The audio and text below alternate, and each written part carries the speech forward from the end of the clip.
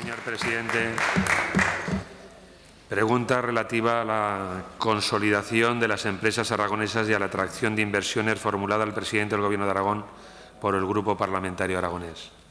El portavoz del Grupo Parlamentario Aragonés tiene la palabra. Muchas gracias, señor presidente. Buenos días, señorías.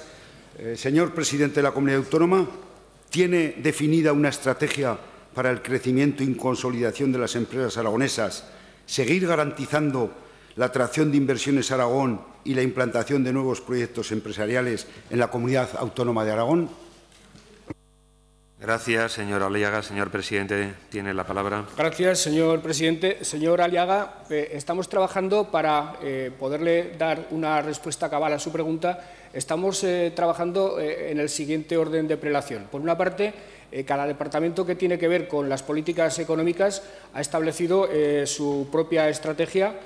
Ahora están poniendo en común esas estrategias porque el crecimiento y la consolidación de empresas requiere una acción horizontal de varios departamentos del Gobierno e incluso de otros actores del desarrollo económico de Aragón, como puede ser la Universidad de Zaragoza. Eso después habrá de discutirse con los agentes sociales y a través del debate presupuestario correspondiente con los grupos políticos, es decir, con todos ustedes, porque la plasmación definitiva de esa estrategia será el presupuesto del año 2016. Entre tanto, estamos manteniendo todos los proyectos estratégicos que han tenido continuidad en la Comunidad Autónoma de Aragón a lo largo de los últimos 16 años. Sé que esa es una cuestión que a usted le preocupa. Puede tener absoluta tranquilidad en relación con la continuidad de proyectos como Plaza, como Motorland, como Aramón. El Gobierno afronta todo este tipo de desafíos sin ninguna clase de titubeo, se lo puedo asegurar, aunque es evidente que habrá que estudiar nuevas orientaciones, nuevos proyectos, nuevas ideas. El mundo, la sociedad evoluciona.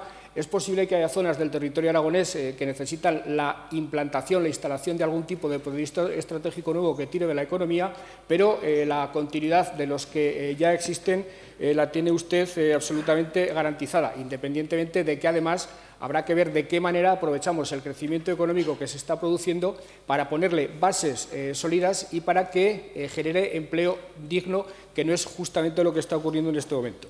Y por otra parte, en cuanto a la atracción de empresas a Aragón y a la implantación de nuevos proyectos, le puedo decir que a través de la consejera directamente y a través del Instituto Aragonés de Fomento se están haciendo gestiones para atraer nuevos proyectos en materia de agroalimentación, en materia de industria papelera y en materia de industria del automóvil.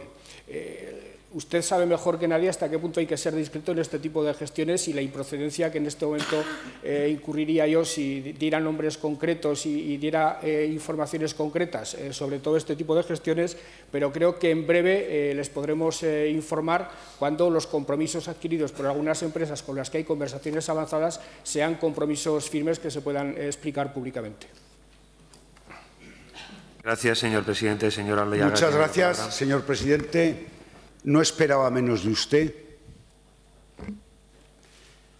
No esperaba menos de usted porque le conozco hace muchos años y estoy convencido de que, aunque en su discurso, en el discurso de investidura, fue un discurso fundamentalmente político y fundamentado sobre todo en los problemas sociales que tiene nuestra comunidad, que yo no me olvido, nunca me olvido, hay un tema clave y crucial en estos momentos. En primer lugar, que Aragón está liderando la recuperación económica.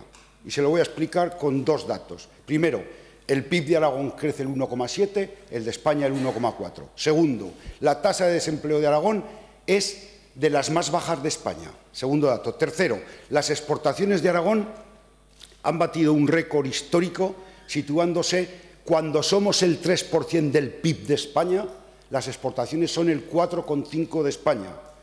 Cuarto, la renta bruta, el PIB por habitante es la sexta comunidad. La renta disponible por habitante es la quinta comunidad. Pero tenemos un problema, usted y yo y todos los diputados de esta Cámara compartimos, 92.500 parados.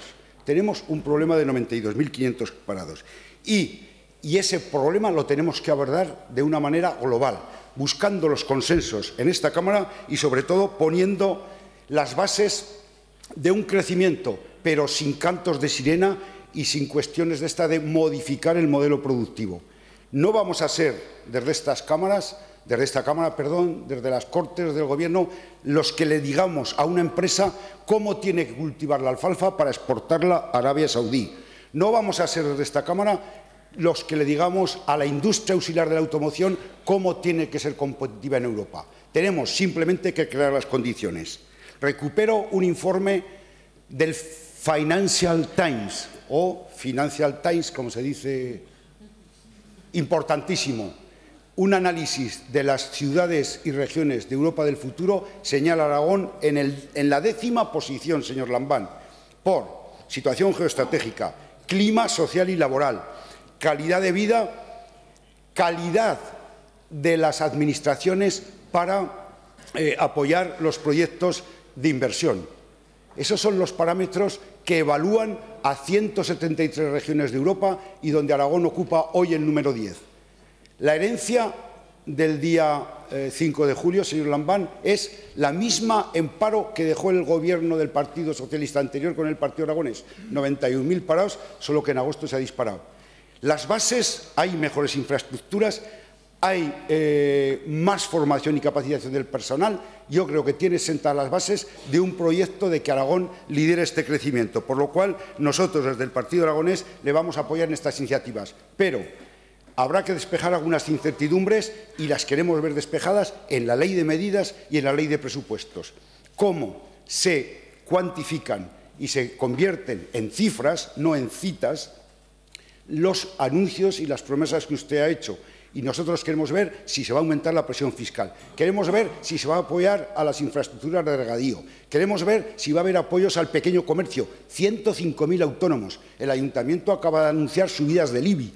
Talleres, peluquerías, comercios. Ojo, señor Lambán, por eso intentaremos apoyar medidas para que Aragón siga liderando el crecimiento económico sin titubeos. Tengo más datos, el informe de las cámaras de comercio alemanas hablan también de Aragón como un lugar estratégico para la inversión. Luego, no desaprovechemos la ocasión, vamos en la senda de la recuperación económica y no le tiemble el pulso si tiene que despreciar políticas que nos pretendan llevar a un lugar diferente de la senda que hemos iniciado. Gracias, señor Aliaga. Señor presidente, tiene la palabra. Gracias, señor presidente. Señor Aliaga, usted ha formado parte durante 12 años de gobiernos socialistas y por tanto, digamos que hay un sustrato de acuerdo en su discurso, porque no en vano ha existido esa experiencia previa. Le he de decir, sin entrar en detalles de en qué términos se va a elaborar el presupuesto, que las prioridades políticas del presupuesto del año 2016, se lo anuncio ya, van a ser las políticas sociales, va a ser la erradicación de la pobreza y va a ser la reconstrucción de los servicios públicos, con toda claridad. A partir de ahí, las siguientes prioridades es la innovación, es I+D+I, es las políticas activas de empleo, es potenciar sectores estratégicos que son muy importantes, pero le aclaro con absoluta rotundidad que las prioridades van a ser las otras, las políticas sociales.